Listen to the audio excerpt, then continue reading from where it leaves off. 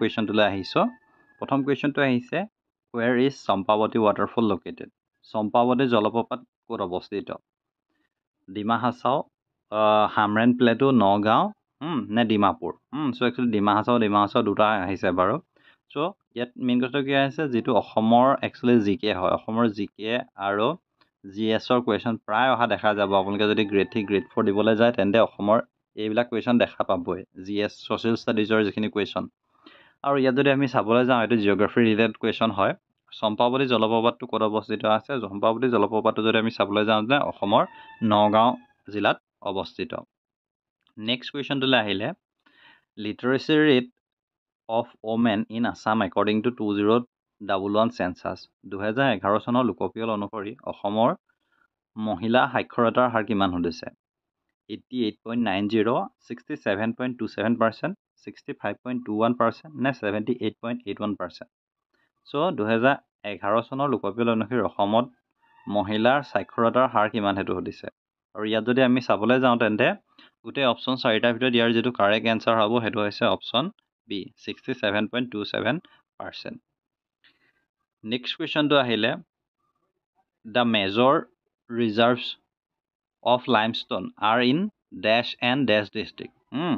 Actually Sunhilor pradhan mojud কোন দুখন জিলাত আছে হেতু দিছে যে তলত দুটা অপচন আছে আপোনালোক এটা অপচনো আহিব পাৰে সো এই দুটা অপচনো আহিব পাৰে সো সুনহিল মজুদ পৰিমাণে তলৰ কোন দুখন জিলাত পোৱা যায় হেতু দিছে নগাঁও আৰু মৰিগাঁও ডিমা হাছাও আৰু কাৰ্বি আলং হাজো হুজাই আৰু বৰপেটা আৰু অপচন ডি টো কোকৰাঝাৰ আৰু গোলাঘাট কোকৰাঝাৰটো একচুৱেলি স্পেলিংটো ভুল হৈছে হলো কোকৰাঝাৰ আৰু গোলাঘাট এই চাৰিটা অপচন দিয়া আছে এই চাৰিটা অপচনৰ ভিতৰত কোনটো কাৰেক্ট হ'ব হেতু দিছে আৰু যদি আমি চাবলৈ যাওঁ এই কুৱেশ্যনটোত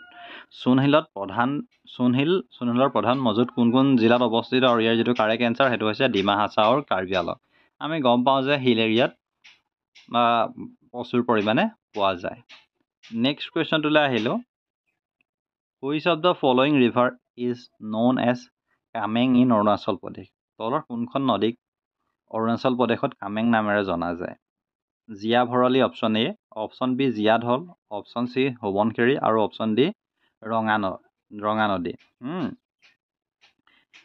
ইয়াত যদি আমি চাবলৈ যাওঁ তেন্তে অৰুণাচল প্ৰদেশক কোনখন নদীক কামেং নামেৰে জনা যায় আৰু ইয়াৰ যেটো কাৰেক্ট এনসাৰ হেতু হ'ব অপচন এ জিয়া ভৰালীখনক অৰুণাচল প্ৰদেশত কামেং নামেৰে জনা যায় নেক্সট কুৱেশ্যনটো আহিলে which national park in Assam is the largest অসমত থকা ৰাষ্ট্ৰীয় উদ্যান বৰ্তমান কেইখন আছে 7খন ৰাষ্ট্ৰীয় উদ্যান সো ৰাষ্ট্ৰীয় উদ্যানবিলাকৰ ভিতৰত কোনখন আটাইতকৈ সৰ্ববৃহৎ হেতু হৈছে Kaziranga national park Manas national park Dibru Saikhowa national park নে নামেৰি নেশ্যনেল পাৰ্ক এই যি চাৰিটা অপচন আছে এই চাৰিটা অপচনৰ ভিতৰত হৈছে আৰু এই চাৰিটা অপচনৰ ভিতৰত যদি আমি চাবলৈ যাওঁ তেন্তে অসমৰ ভিতৰত কোনখন আটাইতকৈ ডাঙৰ ৰাষ্ট্ৰীয় উদ্যান হৈছে আৰু সেইখনে হৈছে মানস নেশ্যনেল পাৰ্ক নেক্সট কুৱেশ্যনটোলৈ আহিলো খাজুৰাহো অফ আছামিজ অসমৰ খাজুৰাহো কি হয় হেতু হৈছে অসমৰ খাজুৰাহো যদি আপোনালোকে মোৰ আগৰ পাৰ্টটা চাইছে তেন্তে এই কুৱেশ্যনটো এনসাৰটো আপোনালোকে ক'ব পাৰিবই আগৰ পাৰ্ট এটাত এই কুৱেশ্যনটো ডিসকাস কৰিছিলোৱে আৰু এনেকুৱা কুৱেশ্যনটো মই এইকাৰণে ৰাখিছো যদি আপোনালোকে আগৰ পাৰ্টটো চাইছে তেন্তে এই পিছৰ পাৰ্টটোত আপোনালোকৰ এই কুৱেশ্যনটো আপোনালোকৰ মনত পৰিব বা ৰিভাইজৰ কাৰণে হেল্পফুল হ'ব আৰু অসমৰ খাজুৰাহো বুলি কাক কোৱা হয় বা কি হয় হেতু সুধিছে অপচন এত আছে মদন কামদেৱ অপচন বিত আছে শিৱদৌল আৰু অপচন চিত আছে হয়গ্ৰীৱ মাধৱ মন্দিৰ আৰু অপচন ডিত আছে ওপৰৰ এটাও নহয় আৰু অসমৰ খাজুৰাহো যদি চাওঁ তেন্তে অসমৰ খাজুৰাহো হৈছে মদন কামদেৱ নেক্সট কুৱেশ্যন আহিলে which of the following route is the national waterway to NW2 so আমি দুটা জানো যে national waterway 1 national waterway 2 so national waterway 2 টো কোনটো হয় হেতু সুধিছে river Ganga from Uttarakhand to West Bengal river Brahmaputra from Dhubri to Sadiya আৰু নেক্সট হ'ল ৰিভাৰ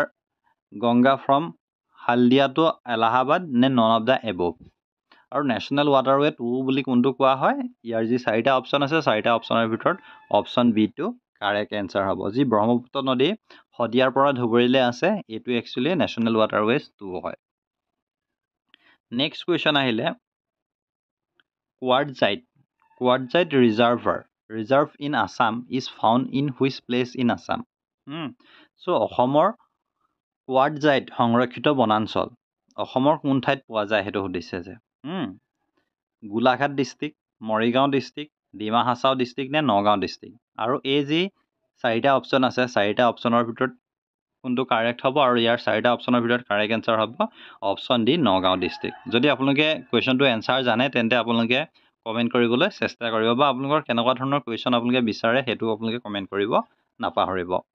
নেক্সট কুৱেশ্যন আহিলে, UNESCO world heritage convention was held in which year. ইউনেস্কোৰ বিশ্ব ঐতিহ্য সন্মিলন কোন বছৰত অনুষ্ঠিত হৈছিল সেইটো সুধিছে। ৱৰ্ল্ড হেৰিটেজ কনভেনশ্যন কেতিয়া কোনটো বছৰত অনুষ্ঠিত হৈছিলে? অপশ্যনকেইটা দিয়া আছে 1971, 1972, 1975 নে 1978। আৰু এই যি চাৰিটা অপশ্যনৰ ভিতৰত ইয়াৰ যিটো কাৰেক্ট এনচাৰ সেইটো হৈছে অপশ্যন বি 1972। নেক্সট কুৱেশ্যন আহিলে, which place is known as the হাৰ্ট অফ দ্য আছামিজ নিঅ' বৈষ্ণৱিক কালচাৰ। অসমৰ কোনখন ঠাইত অসমীয়া নৱবৈষ্ণৱ সংস্কৃতিৰ হৃদপিণ্ড বুলি জনা যায়?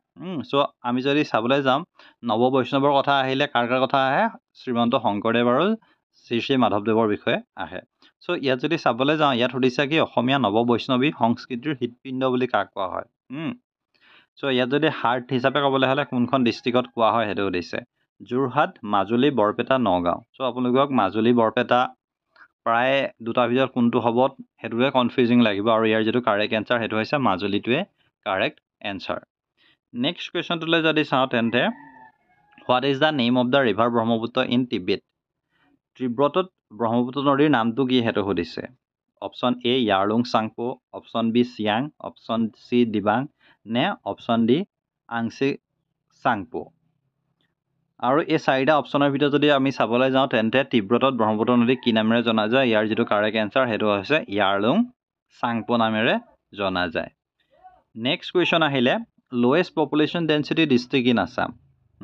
চ' এইটো 2011 চনৰ চেঞ্চাছ মতে অসমৰ আটাইতকৈ কম জনসংখ্যাৰ ঘনত্ব জিলা কোনখন হয় সেইটো সুধিছে।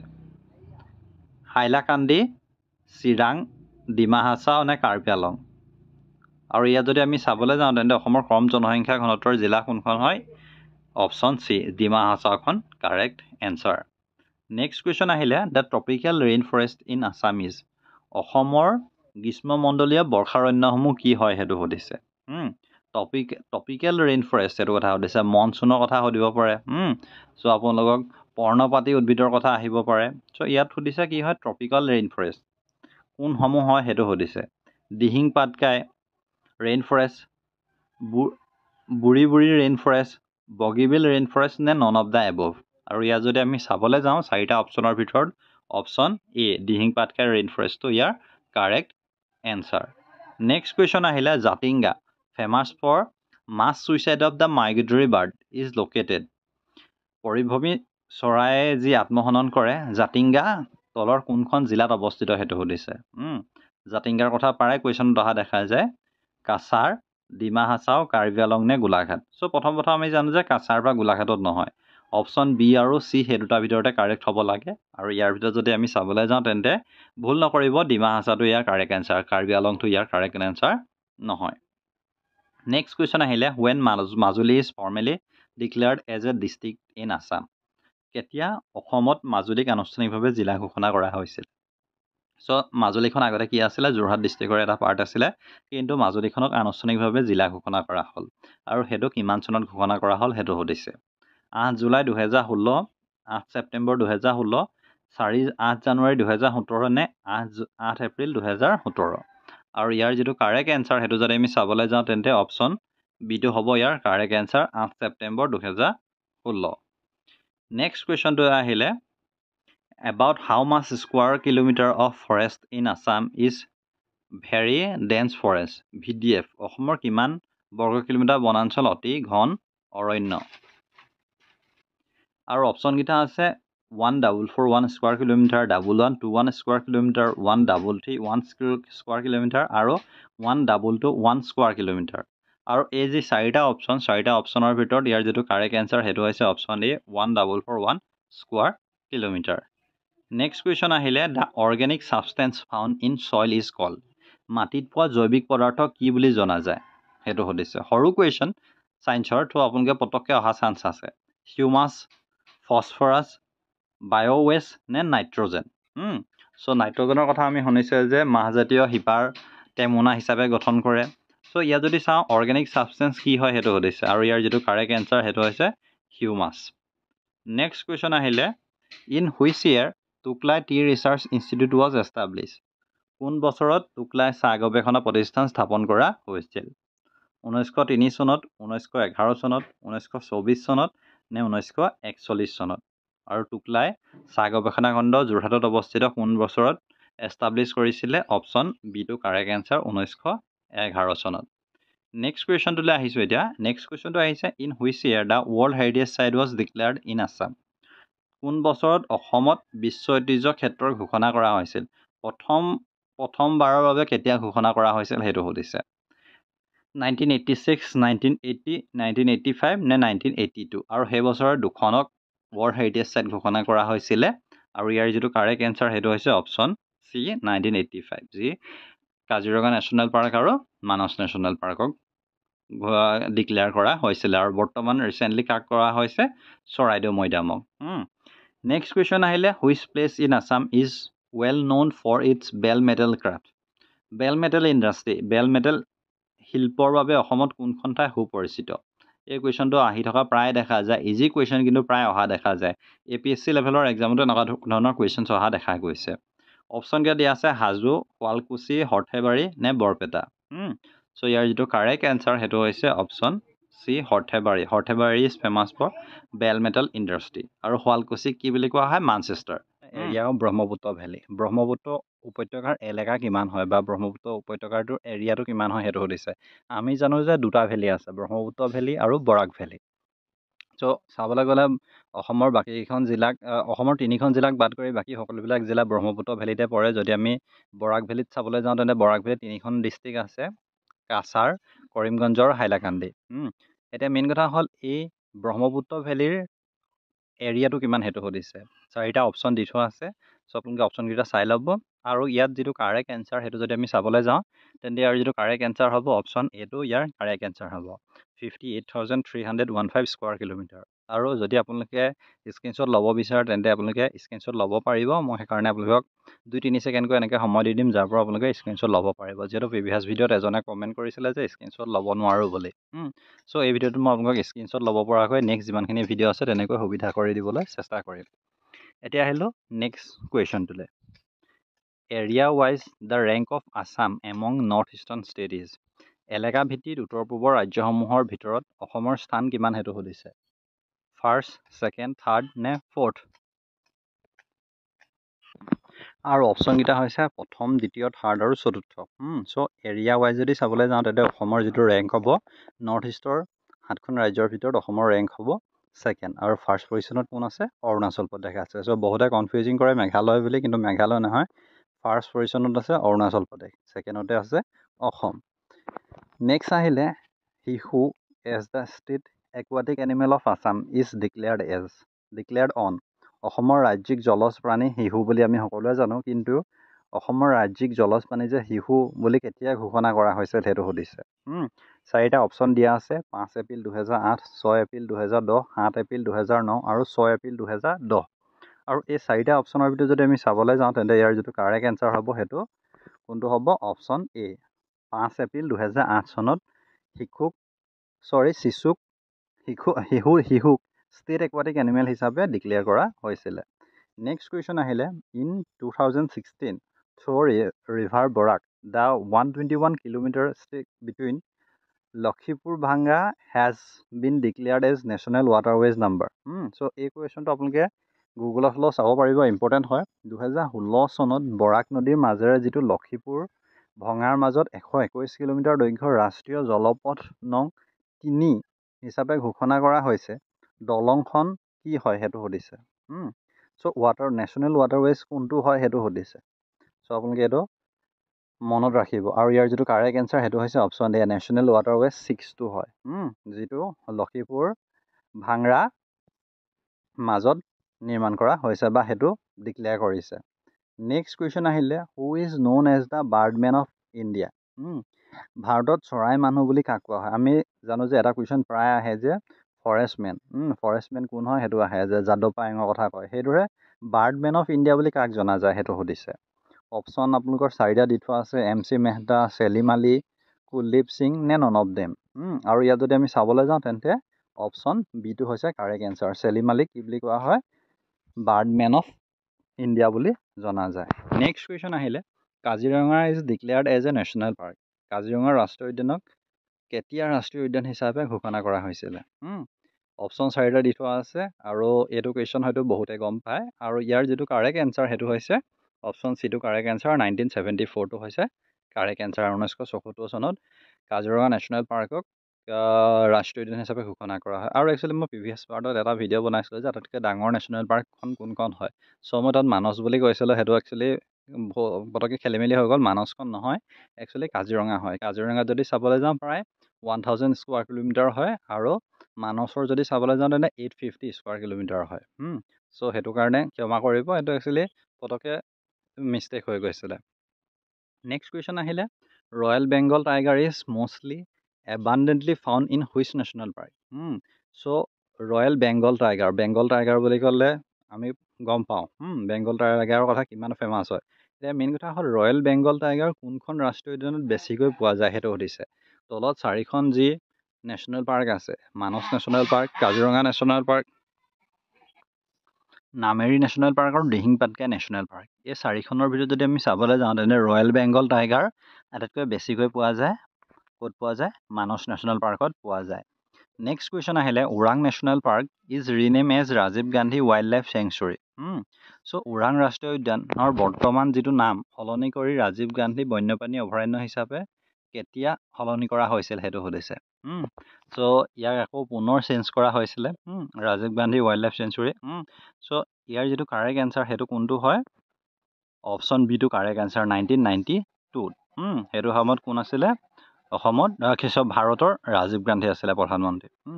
নেক্সট কুৱেশ্যন আহিলে Chakrashila wild life sanctuary famous for golden langur is situated. So' ইয়াত কৈ দিছে যে গল্ডেন লেংগুৰ কাৰণে ফেমাছ কি হয়? চক্ৰশিলা ৱাইল্ড লাইফ চেংচুৰী কোনখন ডিষ্ট্ৰিক্টত আছে সেইটো সুধিছে। অপশ্যন চাৰিটা আছে। চ' আপোনালোকে এনেকুৱা ধৰণৰ কুৱেশ্যন আপোনালোকে পাবই। আপোনালোকে এনেকুৱা ধৰণৰ আহিব যে গিবন অভয়াৰণ্য ক'ত অৱস্থিত, দীপৰ বিল ক'ত অৱস্থিত, এনেকুৱা ধৰণৰ কুৱেশ্যন আপোনালোকে পিক কৰিবলৈ পাবই। চ' আপোনালোকে পৰাপক্ষত এইখিনি কুৱেশ্যন চাই যাব। আৰু ইয়াৰ যিটো কাৰেক্ট এনচাৰ অপশ্যন চাৰিটাৰ ভিতৰত কোকৰাঝাৰ, একচুৱেলি স্পেলিংটো খেলি মেলি হৈছে বাৰু, কোকৰাঝাৰটোৱে ইয়াৰ কাৰেক্ট এনচাৰ হয়, কোকৰাঝাৰতে অৱস্থিত।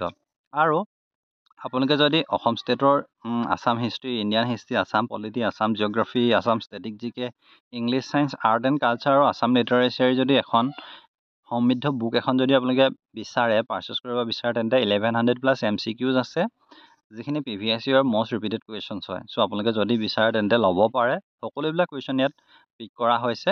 চ' ডেছক্ৰিপশ্যনতে লিংক দিয়া আছে, তাৰ পৰা আপোনালোকে ল'ব পাৰিব, নতুবা আপোনালোকে কমেণ্ট কৰিব। যদি আপুনি বিচাৰে তেন্তে কমেণ্ট কৰিব, মই তাত এটা লিংক দিম, তাৰ পৰা আপোনালোকে পাৰ্চেছ কৰিব পাৰিব। নেক্সট কুৱেশ্যনটোত আহিলে Deepor Beel the only ramsar site of Assam is located in. So' Deepor Beel যি ৰামচাৰ ছাইট হয় ক'ত অৱস্থিত সেইটো সুধিছে। চ' ৰিচেণ্টলি এখন ৰামচাৰ ছাইট হ'বলৈ গৈ আছে আৰু সেয়া কি হয় আপোনালোকে ক'ব। এইটো একচুৱেলি কুৱেশ্যন আহিছে মানে ৰিচেণ্টলি নিউজত প্ৰায় আছে। মই আপোনাক হিণ্টটো দি দিছোঁ, যিখন ক'ত অৱস্থিত বুলি ক'লে কৰিমগঞ্জত অৱস্থিত। চ' আপোনালোকে এইটো কমেণ্ট কৰিবচোন। আপোনালোকে যদি পঢ়িছে তেন্তে আপোনালোকে এইটো গম পাব। আৰু মই একচুৱেলি প্ৰিভিয়াছ ভিডিঅ'ত এইটো কথা কৈছোঁ বাৰু। অসমৰ ৰামচাৰ ছাইট দীপৰ বিল ক'ত অৱস্থিত সেইটো সুধিছে। চ' মৰিগাঁও গোৱালপাৰা নহয় আমি গম পাওঁ, কিন্তু কামৰূপ ৰুৰেল নে কামৰূপ মেট্ৰ' সেইটো কনফিউজিং লাগিব পাৰে। চ' দীপৰ বিল এখন ক'ত অৱস্থিত? কামৰূপ মেট্ৰ'ত অৱস্থিত। নেক্সট কুৱেশ্যন আহিলে what is the area of Barak valley. So' আমি ব্ৰহ্মপুত্ৰ ভেলীৰ এৰিয়াটো ইতিমধ্যে ডিছকাছ কৰি গ'লোঁ। এতিয়া আহিলে বৰাক ভেলীৰ যিটো বৰাক উপত্যকাটোৰ এলেকা কিমান সেইটো সুধিছে। বৰাক ভেলীৰ টোটেল এলেকা যদি আমি চাবলৈ যাওঁ তেন্তে অপশ্যন বিটো হ'ব correct answer, 6962 square kilometre. Next question আহিলে how much land of Assam has been occupied by forest. অসমৰ কিমান ভূমি অৰণ্যই দখল কৰিছে।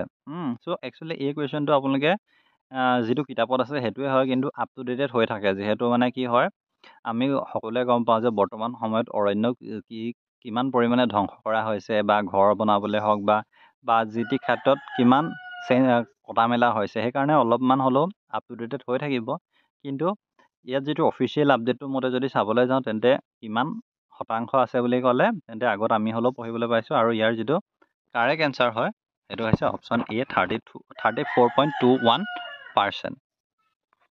নেক্সট কুৱেশ্যন আহিলে the national waterway from Sadiya to Dhubri through river Brahmaputra is national highway waterway so' Brahmaputra নদী শদিয়াৰ পৰা ধুবুৰীলৈ যিটো জলপথ আছে চ' আমি যেনেকৈ থাকে নেশ্যনেল হাইৱে 52 নেশ্যনেল হাইৱে 37 সেইদৰে নেশ্যনেল ৱাটাৰৱেজো আছে চ' নেশ্যনেল ৱাটাৰৱেজত যিটো শদিয়াৰ পৰা ধুবুৰীলৈ যিটো ব্ৰহ্মপুত্ৰ নদীত আছে সেইটোক কি নামেৰে জনা যায় সেইটো সুধিছে আৰু এইটো অপশ্যন 4টা দি থোৱা আছে এই 4টাৰ ভিতৰত যদি আপোনালোকে জানে কমেণ্ট কৰিব আৰু ইয়াৰ যিটো কাৰেক্ট এনচাৰ সেইটো হৈছে অপশ্যন ডি নেশ্যনেল ৱাটাৰৱেজ 2 হয় এইটো মনত ৰাখিব এই কুৱেশ্যনটো আপোনালোকক APSC লেভেলৰ এক্সামতো আহিছে নেক্সট কুৱেশ্যন আহিলে Tipaimukh dam is a propose embankment dam over which river in Assam Tipaimukh মথাউৰি অসমৰ কোনখন নদীৰ ওপৰত প্ৰস্তাৱিত বান্ধ হয় সেইটো সুধিছে কোনখন নদী 4টা অপশ্যন দি থোৱা আছে অপশ্যনকেইটা বাৰু মই পঢ়ি নিদিওঁ এনেই টাইম যাব চ' ইয়াৰ যিটো কাৰেক্ট এনচাৰ সেইটো হৈছে অপশ্যন এ বৰাক ৰিভাৰৰ ওপৰত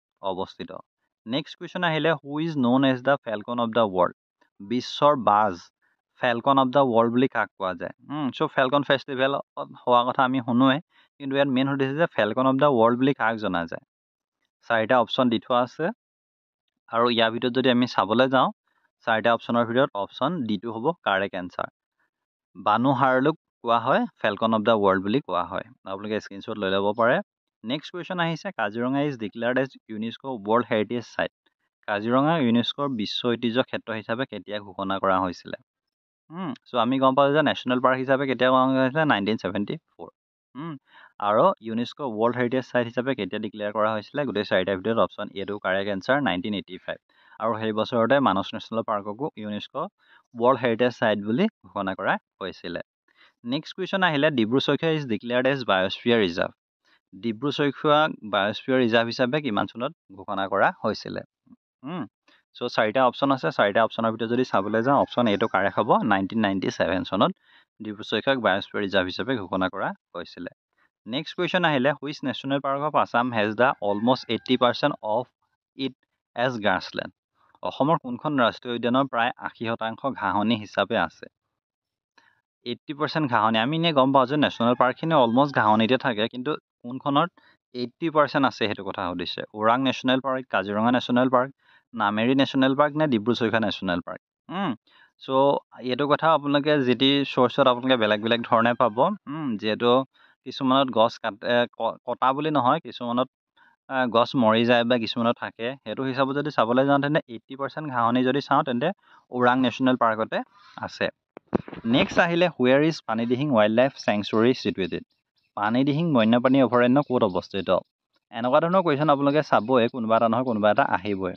চ' এই কুৱেশ্যনটো ৰিচেণ্টলি যদি DLEDৰ SCRT DLEDৰ এণ্ট্ৰেঞ্চতে আহি গৈছে আৰু এইটো ক'ত অৱস্থিত হয় তেন্তে শিৱসাগৰত অৱস্থিত হয় Panidihing wild life sanctuary next আহিলে which river of Assam is known as the gold river golden river বুলি কোনখন নদী কোৱা যায় অসমৰ সেইটো আৰু আমি একচুৱেলি পঢ়িলে গম পাম অপশ্যনকেইটা দেখিলে অপশ্যন চিটো সোৱণশিৰিক যিহেতু সোণৰ পৰাই আহিছে সোৱণশিৰি যিহেতু আহোম ৰজাৰ সময়ত সোৱণশিৰি নদীতহে সোণ কাঢ়ি উলিওৱা হৈছিলে বালিৰ পৰা so' Subansiri is the correct answer Borphukan Maidam is located in Lachit বৰফুকনৰ কথা আমি সকলোৱে জানো আহোমৰ এজন প্ৰখ্যাত সেনা আছিলে লাচিত বৰফুকনৰ মৈদামটো ক'ত অৱস্থিত সেইটো সুধিছে শিৱসাগৰ যোৰহাট ডিব্ৰুগড় নে গুৱাহাটী আৰু এইটো ৰিচেণ্টলি টপিকত আছিলে চ' নৰেন্দ্ৰ মোদী ডাঙৰীয়া আহিছিলে লাচিত মূৰ্তি উদ্বোধন কৰিবলৈ চ' এইটো অহা চান্স বহুত আছে আৰু লাচিত বৰফুকনৰ মৈদামটো ক'ত অৱস্থিত আৰু এইটো যোৰহাটত অৱস্থিত নেক্সট 2 নম্বৰ কুৱেশ্যনটো আহিলোঁ who had establish the Barpeta Satra in Barpeta Satra কোনে প্ৰতিষ্ঠা কৰিছিলে এইটো অসম পুলিচ চাব ইনস্পেক্টৰ এক্সামত অহা দেখা গৈছিলে শংকৰদেৱে মাধৱদেৱে দামোদৰদেৱ নে গোপাল আটাই চ' মন কৰিব যে বৰপেটা সত্ৰখন কোনে প্ৰতিষ্ঠা কৰিছিলে আৰু বৰপেটা সত্ৰখন কোনে প্ৰতিষ্ঠা কৰিছিলে মাধৱদেৱে প্ৰতিষ্ঠা কৰিছিলে আপোনালোকে কনফিউজ নহ'ব যে শংকৰদেৱে প্ৰতিষ্ঠা কৰিছিলে বুলি নেক্সট কুৱেশ্যনটোলৈ আহিলে which place is known as Manchester of the east কোনখন ঠাইক মানচেষ্টাৰ অফ দ্য ইষ্ট বুলি জনা যায় শুৱালকুছি, যোৰহাট, নৰ্থ লখিমপুৰ নে মঙলদৈ? আৰু মানচেষ্টাৰ অফ ইষ্ট বুলি পূবৰ মানচেষ্টাৰ বুলি কাক জনা যায়? সেইটো হৈছে শুৱালকুছিক জনা যায় পূবৰ মানচেষ্টাৰ বুলি। আৰু শুৱালকুছি কিহৰ কাৰণে বিখ্যাত আমি সেইটো কথা সকলোৱে জানো, সেইকাৰণে তাক মানচেষ্টাৰ বুলি কোৱা হয়। The T capital of Assam is, অসমৰ চাহৰ ৰাজধানী কি হয়? আমি এনেই গম পাওঁ যে অসমৰ ৰাজধানী কি হয়? দিছপুৰ। কিন্তু অসমৰ চাহৰ ৰাজধানী কি হয় সেইটো সুধিছে। টি কেপিটেল অফ আছাম কি হয়? ডিব্ৰুগড়, যোৰহাট, তিনিচুকীয়া, তেজপুৰ। চ' আপোনালোকে অপশ্যন চি আৰু ডিটো দেখি হয় গম পাইছে যে তেজপুৰ হ'ব নালাগে। চ' ডিটো কথা। বাকী ডিব্ৰুগড়, যোৰহাট, তিনিচুকীয়াক লৈ আপোনালোকে কনফিউজ হ'ব পাৰে। আৰু যদি আমি চাবলৈ যাওঁ যে the capital of Assam is called Jorhat. আৰু কালচাৰেল কেপিটেল বুলি কাক কোৱা যায়? সেইটো আপোনালোকে যদি জানে তেন্তে সেইটো কমেণ্ট কৰিব নাপাহৰিব। নেক্সট কুৱেশ্যন আহিলে, Vashistha Ashram is located in which hill? গুৱাহাটীত অৱস্থিত বশিষ্ঠ আশ্ৰমখন কোনটো পাহাৰত অৱস্থিত সেইটো সুধিছে। Option A Nilachal hills, option B Chitrachal hills, option C Sandhyachal hills আৰু অপশ্যন ডি ভস্মাচল হিলছ। আৰু বশিষ্ঠ আশ্ৰমখন ক'ত আছে? আৰু ইয়াৰ যিটো কাৰেক্ট এনচাৰ সেইটো হৈছে অপশ্যন চি সন্ধ্যাচল। সন্ধ্যাচল পাহাৰত অৱস্থিত বশিষ্ঠ আশ্ৰমখন, বশিষ্ঠ মুনিৰ যিখন আশ্ৰম। নেক্সট কুৱেশ্যন আহিলে, জাতিংগা ইজ, জাতিংগা কথা আমি গম পাওঁ যে য'ত পৰিভ্ৰমী চৰায়ে আত্মহনন কৰে। চ' জাতিংগাখন ক'ত আছে সেইটো সুধিছে। জাতিংগাখন এখন ঠাই হয় বা এখন গাঁও হয়। আৰু সেই গাঁওখন কোনখন জিলাত অৱস্থিত অসমৰ? কাৰ্বি আলং, নগাঁও, ডিমা হাছাও নে হাফলং? নগাঁওখন নহয় বুলি আপোনালোকে গম পায়, কিন্তু কাৰ্বি আলং, ডিমা হাছাও, হাফলং বা হামৰেন যদি তেনেকৈ দি দিয়ে আপোনালোকৰ কনফিউজিং লাগি যাব পাৰে। চ' ইয়াত যদি আমি চাবলৈ যাওঁ তেনে মন কৰিব জাতিংগাখন ক'ত অৱস্থিত? ডিমা হাছাও জিলাত অৱস্থিত। নেক্সট কুৱেশ্যন আহিলে, which district of Assam has the highest number of tea garden? অসমৰ কোনখন জিলাত সৰ্বাধিক পৰিমাণে চাহ বাগিচা আছে? শোণিতপুৰ, শিৱসাগৰ, দৰং নে ডিব্ৰুগড়? আটাইতকৈ বেছি পৰিমাণে চাহ বাগান কোনখন জিলাত আছে? আৰু ইয়াৰ যিটো কাৰেক্ট এনচাৰ সেইটো হৈছে অপশ্যন ডি ডিব্ৰুগড়ত। ডিব্ৰুগড়ত বেছি সংখ্যকেই চাহ বাগিচা অৱস্থিত আৰু ডিব্ৰুগড় ডিষ্ট্ৰিক্টখনে বহুত বেছি পৰিমাণে চাহ বাগানেই আছে। নেক্সট কুৱেশ্যন আহিলে, Deepor Beel. Deepor Beel is declared as a bird sanctuary in the year. Deepor Beel, গুৱাহাটীৰ যি দীপৰ বিলক কেতিয়া বাৰ্ড চেঞ্চুৰী হিচাপে ঘোষণা কৰা হৈছিলে? চৰাই অভয়াৰণ্য হিচাপে ঘোষণা কৰা হৈছিলে। অপশ্যনকেইটা যদি দি থোৱা আছে তাত 1989, 1999, 1990 নে 1991। আৰু ইয়াত যদি আমি চাবলৈ যাওঁ তেন্তে এই চাৰিটা অপশ্যনৰ ভিতৰত যিটো কাৰেক্ট এনচাৰ সেইটো হ'ব অপশ্যন এ 1989।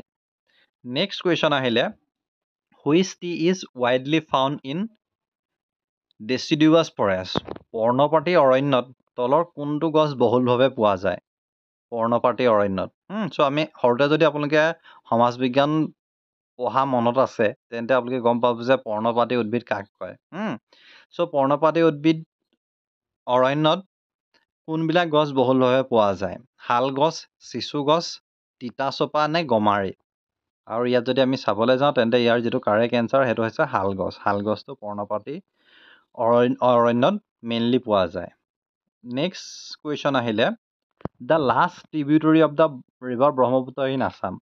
অসমত ব্ৰহ্মপুত্ৰ নদীৰ উপনদী আছে, নৰ্থ বেংক ট্ৰিবিউটৰিজ বা চাউথ বেংক ট্ৰিবিউটৰিজ সকলোবিলাক আছে। কিন্তু ইয়াত মেইন কথাটো সুধিছে যে অসমৰ ব্ৰহ্মপুত্ৰ নদীৰ অন্তিমখন অসমৰ ব্ৰহ্মপুত্ৰ নদীৰ অন্তিমখন উপনৈ সুধিছে। ইয়াত নৰ্থ বেংক বা চাউথ বেংক সেইবুলি সোধা নাই। মানাস, চৰভংগা, সোণকোষ নে গদাধৰ? সেইটো আপোনালোকে মন কৰিব। ইয়াৰ যিটো কাৰেক্ট এনচাৰ সেইটো হৈছে সোণকোষখনে একেবাৰে শেষৰ হয়। আৰু সোণকোষখন কিহৰ লগত ৰিলেটেড আমি গম পাওঁ যে আহোমৰ একেবাৰে শেষৰ সীমা যি আছিলে প্ৰাচীন কামৰূপত সেয়া সোণকোষলৈকে আছিলে। নেক্সট কুৱেশ্যন আহিলে, which village of Nalbari district is also' mention in Kautilya Arthashastra? কৌটিল্যৰ অৰ্থশাস্ত্ৰত ৰেচম উৎপাদনৰ বাবে নলবাৰী জিলাৰ কোনখন গাঁৱৰ কথা উল্লেখ আছে? কৌটিল্য অৰ্থশাস্ত্ৰৰ কথা আমি প্ৰায় শুনি থাকোঁ।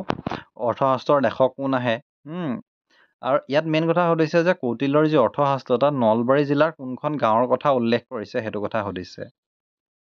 ছনকুঁহিয়া, নামদঙা, বাৰকুৰা বা দিহজাৰি? যি অপশ্যন 4টা আছে তাৰ ভিতৰত আপোনালোকে মন কৰিব ইয়াৰ যেটো কাৰেক্ট এনসাৰ হেতু হৈছে হুনকুৰিহা হুনকুৰিহা হুনকুৰিহাখনৰ বিষয়ে উল্লেখ কৰা হৈছিল নেক্সট কোৱেশ্চন দুলা আহিলে which one is the epicenter of the Assam silk industry অসমত ৰেশম উদ্যোগৰ কেন্দ্ৰবিন্দু কি হয় মাজুলী মংগলদৈ শুৱালকুছি নে টাংলা ওদালগুৰি টাংলা নি হেতু হদিছে সো যিকিটা জায়গা দিয়া আছে তাত সিল্ক ইন্ডাস্ট্রি কোনটোত ফেমাস হয় আৰু জানো যে আমি সিল্ক ইন্ডাস্ট্ৰি ক'ত অৱস্থিত শুৱালকুছিত আৰু শুৱালকুছিকে কি বুলি কোৱা হয় মানচেষ্টাৰ নেক্সট কোৱেশ্চন আহিলে which place is known as Nabadwip of Assam অসমৰ কোনখন ঠাইক অসমৰ নৱদ্বীপ নামেৰে জনা যায় চৰাইদেউ হাফলং তেজপুৰ নে নলবাৰী অসমৰ নৱদ্বীপ বুলি কাক জনা যায় অসমৰ নৱদ্বীপ বুলি নলবাৰীক অসমৰ নৱদ্বীপ বুলি জনা যায় নেক্সট কোৱেশ্চন আহিলে on which hilltop is the Kamakhya temple located তলৰ কোনটো পাহাৰৰ শিখৰত কামাখ্যা মন্দিৰ অৱস্থিত কামাখ্যা মন্দিৰ ক'ত অৱস্থিত অপচন গিয়া দিয়া আছে Nilachal hills Chitrachal hills Sandhyachal hills নে যোগিনী হিলছ আৰু আমি জানো যে কামাখ্যা মন্দিৰটোৰ ক'ত অৱস্থিত কামাখ্যা মন্দিৰটো গুৱাহাটীত অৱস্থিত নীলাচল পাহাৰত অৱস্থিত নেক্সট কোৱেশ্চন আহিলে মহাভৈৰৱ টেম্পল কোন সময়ৰ হয় বান ৰজাৰ সময়ৰ হয় সো মহাভৈৰৱ মন্দিৰটো ক'ত অৱস্থিত হেতু কথা সুধিছে সো কামৰূপ গোলাঘাট তেজপুৰ দৰং আৰু আপোনালোকে বান ৰজা বুলি কওঁতে গম পাইছে বান ৰজা হলে কি হ'ব অপচন শোণিতপুৰ বা তেজপুৰ হ'ব আৰু ইয়াৰ যেটো কাৰেক্ট এনসাৰ অপচন সি টোৱে correct answer Tezpur next question আহিলে নাগশংকৰ দেৱালয় believed to be built by Narakasur is situated in নৰকাসুৰৰ দ্বাৰা নিৰ্মিত বুলি বিশ্বাস কৰা নাগশংকৰ দেৱালয় ক'ত অৱস্থিত হেতু সুধিছে নৰকাসুৰৰ দ্বাৰা নিৰ্মিত ডিমাপুৰ জামুগুৰি তামুলপুৰ নে অভয়াপুৰী আৰু এই যি চাৰিটা অপচন আছে চাৰিটা অপচনৰ ভিতৰত ইয়াৰ যেটো কাৰেক্ট এনসাৰ হ'ব হেতু হৈছে জামুগুৰিত অৱস্থিত নেক্সট কোৱেশ্চন আহিলে which district of Assam has the highest number of tea garden অসমৰ কোনখন জিলাত সৰ্বাধিক চাহ বাগিচা আছে সো ইতিমধ্যে এটো কোৱেশ্চন পিক কৰিছিল বাৰু ডিব্ৰুগড়ত আছে অসমত সৰ্বাধিক পৰিমাণে চাহ বাগিচা নেক্সট কোৱেশ্চন আহিলে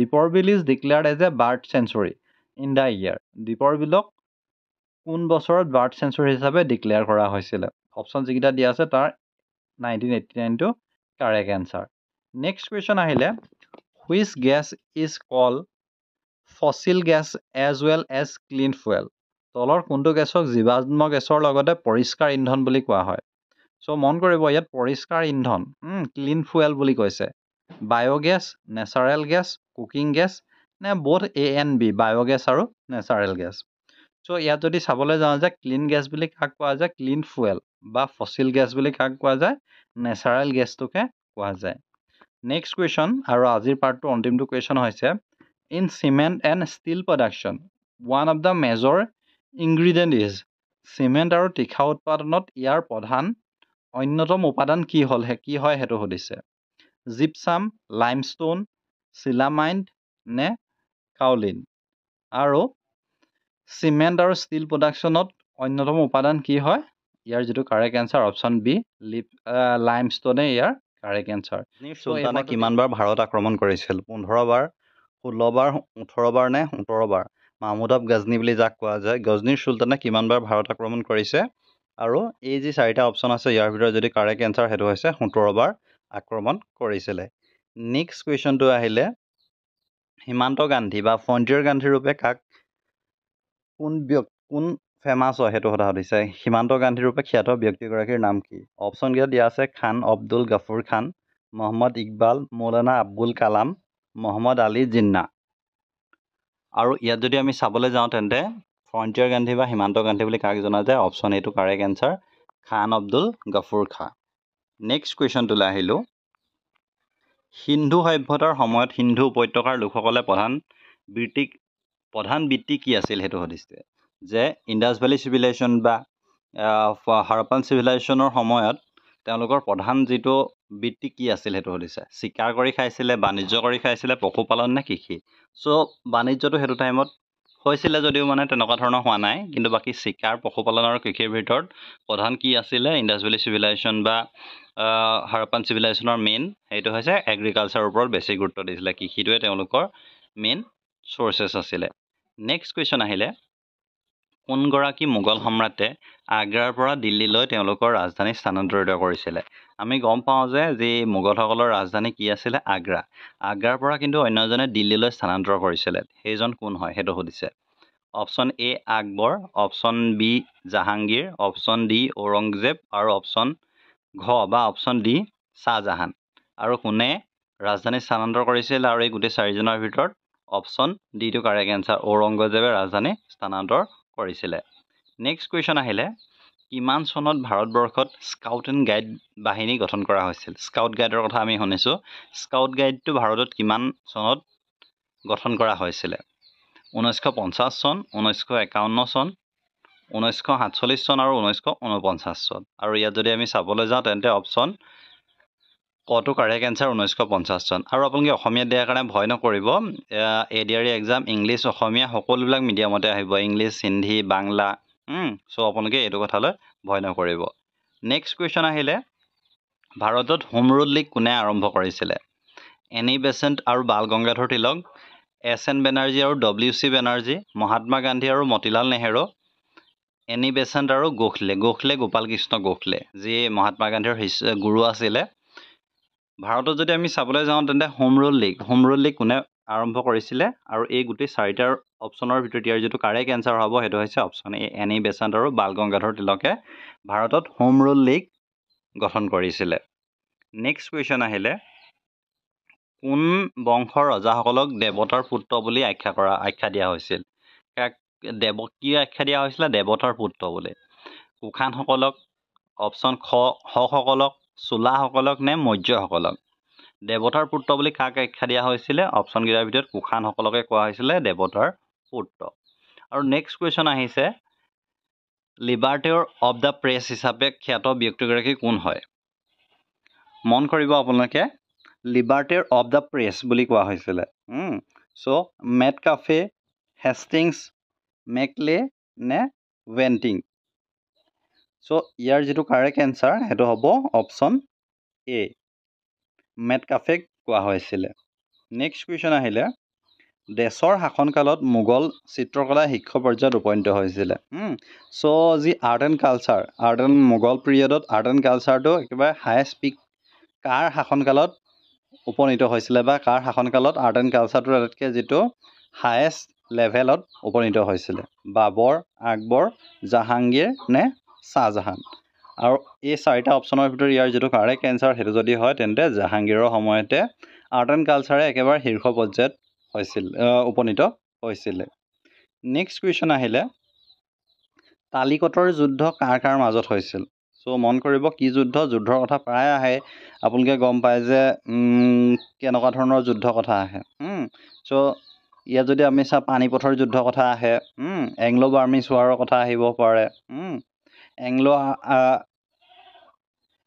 এংলো আফগান ৱাৰৰ আহিব পাৰে চ' সেইখিনি মনত ৰাখিব বা অসমৰ ক্ষেত্ৰত যদি চাবলৈ যাওঁ আপোনালোকে অসমত বহুতখিনি ৰণ আছে এই লতাকটা ৰণ পিছলা পৰিয়া ৰণ তেনেকুৱাবিলাক আপোনালোকে কুৱেশ্যনবিলাক চাবলৈ চেষ্টা কৰিব আৰু ইয়াত মেইন কথা কি হ'ল তালিকটৰ যুদ্ধ কাৰ মাজত হৈছিল সেইটো সুধিছে মাৰাঠা আৰু ব্ৰিটিছৰ মাজত মোগল আৰু শ্বেৰশ্বাহ ছুৰীৰ মাজত ব্ৰিটিছ আৰু ফ্ৰান্সৰ মাজত নে বিজাপুৰ বিদৰ আহমদনগৰ গোলকুণ্ডা আৰু বিজয়নগৰৰ মিত্ৰগোষ্ঠীৰ মাজত আৰু ইয়াত যদি আমি চাবলৈ যাওঁ তেন্তে তালিকটৰ যুদ্ধ কাৰ মাজত হৈছিলে ব্ৰিটিছ আৰু ফ্ৰান্সৰ মাজত হৈছিলে তালিকটৰ যুদ্ধ নেক্সট আহিলে তৰাইন জানো যে তৰাইনৰ প্ৰথম যুদ্ধ হৈছিলে দ্বিতীয় যুদ্ধ হৈছিলে এতিয়া আহিলে তৰাইনৰ দ্বিতীয় যুদ্ধ কাৰ মাজত হৈছিলে সেইটো সুধিছে অপশ্যনকেইটা আছে মহম্মদ ঘুৰি আৰু ৰাণা প্ৰতাপ সিংহৰ মাজত ৰাণা প্ৰতাপ আৰু পৃথ্বীৰাজ চৌহানৰ মাজত মীৰ কাছিম আৰু পৃথ্বীৰাজ চৌহানৰ মাজত আৰু অপশ্যন ঘটো হৈছে মহম্মদ ঘুৰি আৰু পৃথ্বীৰাজ চৌহানৰ মাজত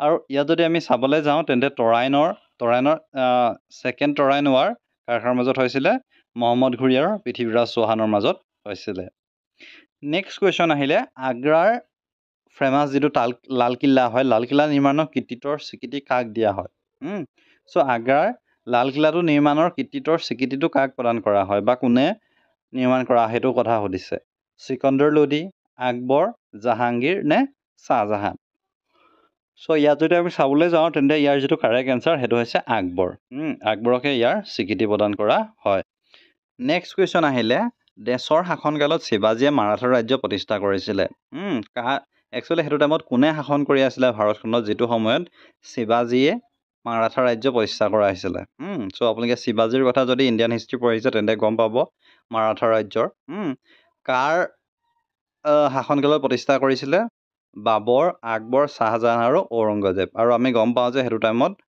কোন আছিলে আৰু অপশ্যন 4টাৰ ভিতৰত ঔৰংগজেবে শাসন কৰি আছিলে নেক্সট কুৱেশ্যন আহিলে মোগল ৰাজ দৰবাৰত প্ৰচলিত কোনটো ভাষা একচুৱেলি মোগলসকলে কোনটো ভাষা তেওঁলোকৰ যি ৰাজপ্ৰসাদ বা ৰাজ দৰবাৰত ব্যৱহাৰ কৰিছিলে আৰবী পাৰ্চী উৰ্দু সংস্কৃত এই কুৱেশ্যনটো প্ৰায় অহা দেখা গৈছে যে মোগলসকলে তেওঁলোকে কোনটো ভাষা ব্যৱহাৰ কৰিছিলে আৰু এই যি অপশ্যনকেইটা আছে অপশ্যনকেইটাৰ ভিতৰত পাৰ্চী ভাষাটো তেওঁলোকে ব্যৱহাৰ কৰিছিলে নেক্সট কুৱেশ্যনটোলৈ আহিলে কোনগৰাকী ভাৰতীয় মুক্তিযোদ্ধাৰ জন্মদিনটো 23 জানুৱাৰী তাৰিখে পালন কৰা হয় চ' 23 জানুৱাৰীটো কিহৰ কাৰণে ফেমাছ হয় সেইটো সুধিছে নেতাজী সুভাষ চন্দ্ৰ বসু কাৰ জন্মদিন উমেশ চন্দ্ৰ বেনাৰ্জী আব্দুল কালাম আজাদ আৰু হৰেন্দ্ৰনাথ বেনাৰ্জী আৰু এইটো আমি গম পাওঁ যে 23 জানুৱাৰীতে কাৰ জন্মদিন হয় নেতাজী সুভাষ চন্দ্ৰ বসুৰ জন্মদিন হয় নেক্সট কুৱেশ্যন আহিলে অশোকৰ কথা আহিছে অশোকে কেতিয়া কলিংগ বিজয় কৰিছিলে চ' অশোকৰ কথা আপোনালোকে গম পায় যে মহামতী অশোক চ' অশোকে কেতিয়া কলিংগ বিজয় কৰিছিলে 258 খ্ৰীষ্টপূৰ্বত 261 খ্ৰীষ্টপূৰ্ব 265 খ্ৰীষ্টপূৰ্ব নে 269 খ্ৰীষ্টপূৰ্ব আৰু ইয়াত যদি আমি চাবলৈ যাওঁ তেন্তে ইয়াৰ যিটো কাৰেক্ট এনচাৰ হ'ব কেতিয়া কলিংগ বিজয় কৰিছিলে 258 খ্ৰীষ্টপূৰ্বত নেক্সট কুৱেশ্যন আহিলে কোনগৰাকী ভাৰতীয় শাসকৰ পিতা পুত্ৰৰ নাম একেই আছিল চ' শাসকৰ ভিতৰত কোনজনৰ পিতৃ আৰু পুত্ৰৰ নাম একেই আছিল সেইটো সুধিছে option A Indrajit Gupta option B Chandragupta option D Samudragupta আৰু অপশ্যন ডি এটাও নহয় আৰু ইয়াত যদি আমি চাবলৈ যাওঁ তেন্তে গোটেই 4টা অপশ্যনৰ ভিতৰত সমুদ্ৰগুপ্তটো কাৰেক্ট এনচাৰ নেক্সট কুৱেশ্যন আহিলে আকবৰৰ সাম্ৰাজ্য বিস্তাৰৰ 3টা কাৰণৰ 2টা হ'ল যুদ্ধ আৰু সন্ধি আৰু তৃতীয়টো কি আছিল সেইটো সুধিছে যে মহামতী আকবৰে তেওঁ যেতিয়া ৰাজ্যখন বা সাম্ৰাজ্য ভাৰতত যেতিয়া শাসন কৰি আছিলে তেওঁ যেতিয়া সাম্ৰাজ্য বিস্তাৰ কৰিছিলে তেওঁ 3টা কাৰণ আছিলে প্ৰথমটো হ'ল তেওঁ যুদ্ধ কৰি ৰাজ্য বিস্তাৰ কৰিছিলে দ্বিতীয়টো হৈছে সন্ধি কৰি আৰু তৃতীয়টো কি আছিল সেইটো সুধিছে বন্ধুত্ব ব্যৱসায় বিবাহ আৰু ধৰ্ম সম্প্ৰসাৰণ চ' ইয়াত আপোনালোকৰ কিছুমান অপশ্যন কাৰেক্ট লাগিব পাৰে কিন্তু ইয়াৰ যিটো কাৰেক্ট এনচাৰ সেইটো হৈছে বিবাহ আৰু আমি জানো যে সেইটো টাইমত কি হয় বিবাহৰ যোগেদিও অন্য এখন ৰাজ্যৰ লগত মিতিৰ বা সাম্ৰাজ্য স্থাপন কৰা হয় নেক্সট কুৱেশ্যন আহিলে মাৰ্গাৰেট এলিজাবেথক নবেল কোনে নিবেদিতা আখ্যা দিয়া হৈছে চ' একচুৱেলি এলিজাবেথৰ কথা আমি গম পাওঁ মাৰ্গাৰেট এলিজাবেথ নবেলক কোনে নিবেদিতা আখ্যা দিয়া হৈছিলে চ' আপোনালোকে হয়তো মনত আছে সৰুতে আমি পঢ়িছিলোঁ যে ভগিনী নিবেদিতা চ' তাত সেইটো কথা যদি আপোনালোকে মনত আছে হয়তো LP স্কুলত আছিলে সেইটো চ' তাৰ কথাই কৈছে যে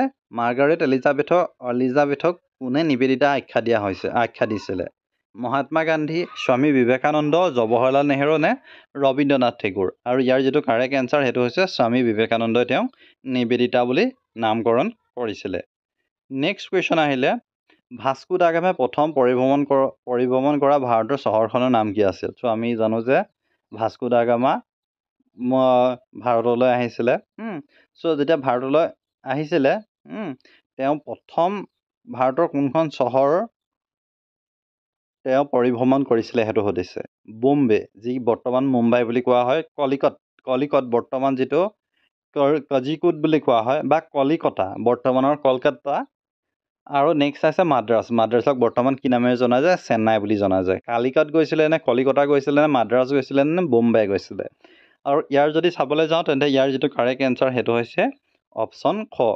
কালিকতটো ইয়াৰ correct answer so' next question আহিলে ব্ৰিটিছসকলক ভাৰতৰ পৰা বহিষ্কাৰ কৰিবলৈ কোনজন ভাৰতীয় ৰজাই নেপোলিয়ন বিচাৰিছিল চ' ইয়াত ব্ৰিটিছসকলক ভাৰতৰ পৰা বহিষ্কাৰ কৰিবলৈ কোনজন ৰজাই ইয়াত অপশ্যনকেইটা দিয়া আছে ঝান্সী ৰাণী জয়সিংহ শিৱাজী নে টিপু চুলতান আৰু ইয়াত যদি আমি চাবলৈ যাওঁ তেন্তে টিপু চুলতানটো ইয়াৰ কাৰেক্ট এনচাৰ নেক্সট কুৱেশ্যন আহিলে কোনবিধ সামগ্ৰীৰ আৱিষ্কাৰে প্ৰাক ঐতিহাসিক যুগৰ অৱসান সূচায় প্ৰাক ঐতিহাসিক যুগটো যে অৱসান ঘটিছে তাৰ বিষয়ে আমি কোনটো সামগ্ৰীৰ আৱিষ্কাৰে গম পাম সেইটো সুধিছে কাগজ লিখন সঁজুলি ছপাশাল নে টাইপ মেচিন আৰু ইয়াৰ যিটো কাৰেক্ট এনচাৰ সেইটো হৈছে অপশ্যন খ লিখন সঁজুলি নেক্সট কাৰ্বি মালভূমিৰ সৰ্বোচ্চ ৰেঞ্জটো কি হয় সেইটো সুধিছে অপশ্যন 4টা দি থোৱা আছে যদি আপোনালোকে জানে তেন্তে আগতীয়াকৈ পিক কৰিব পাৰে আপোনালোকৰ কাৰণে এটা ৰিভাইজ টেষ্টেই হ'ব এইটো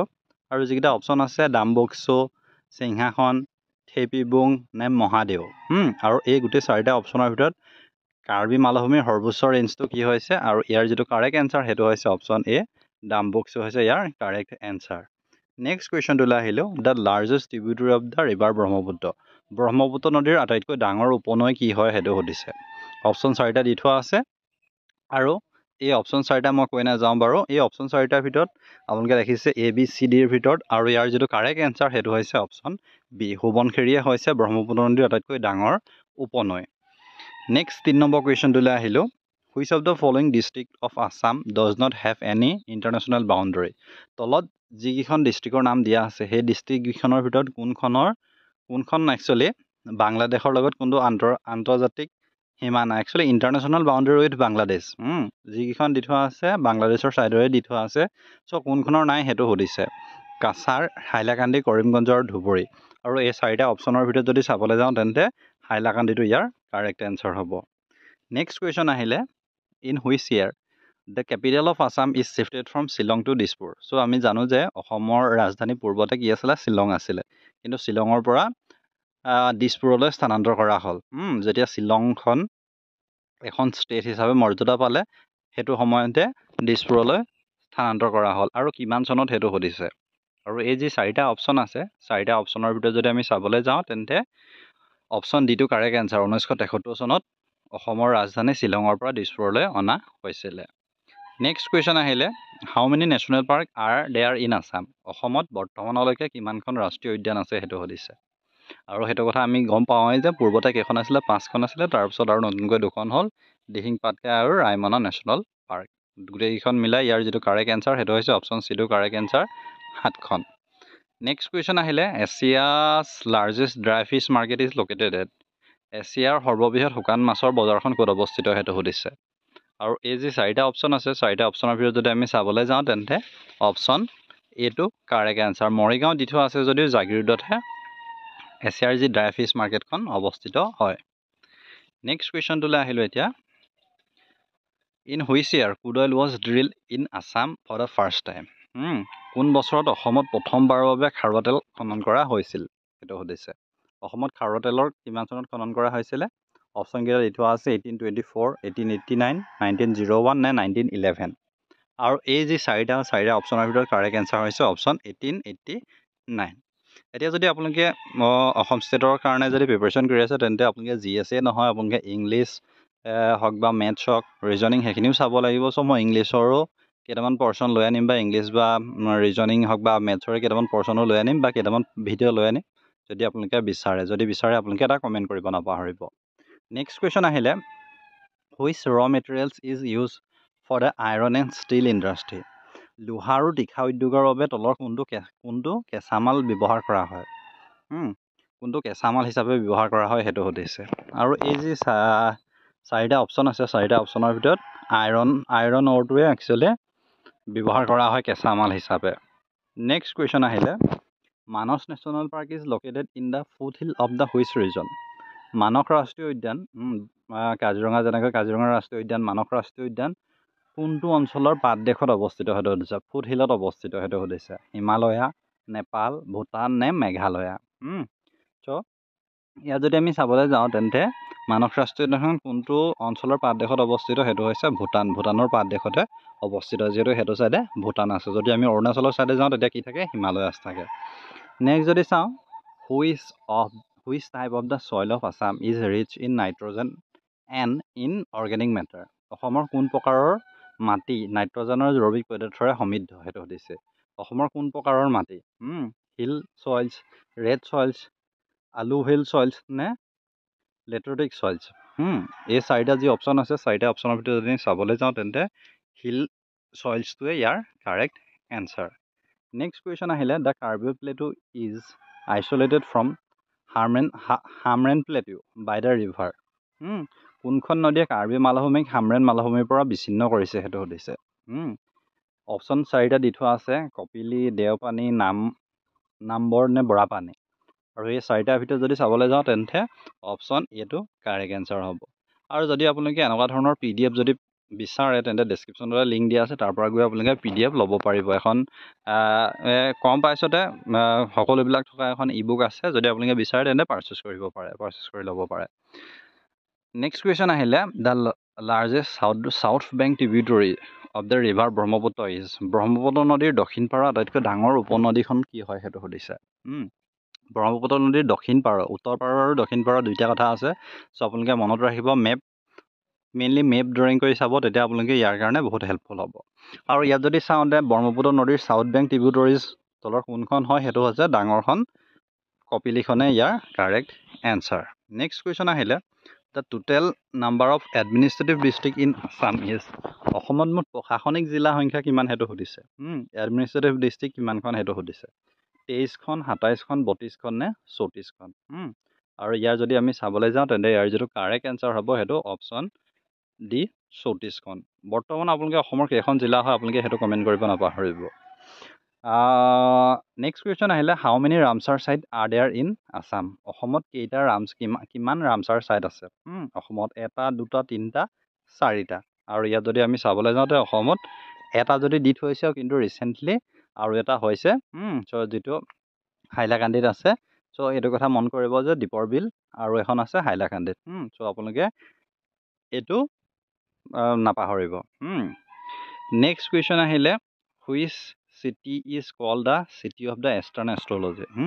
কোনখন চহৰক পূব জ্যোতিষৰ নগৰ বুলি কোৱা হয়। প্ৰাগজ্যোতিষপুৰ, সৰুপেশ্বৰ, ডবকা নে তেজপুৰ। আৰু ইয়াৰ যদি কাৰেক্ট এনচাৰ চাবলৈ যাওঁ তেন্তে কাৰেক্ট এনচাৰটো হ'ব প্ৰাগজ্যোতিষপুৰ।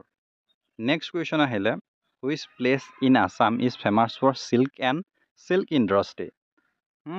চ' সেইটো কথা সুধিছে। চৰি, সেইটো নহয়, ইংলিছটো একচুৱেলি হেৰি হৈ গ'ল।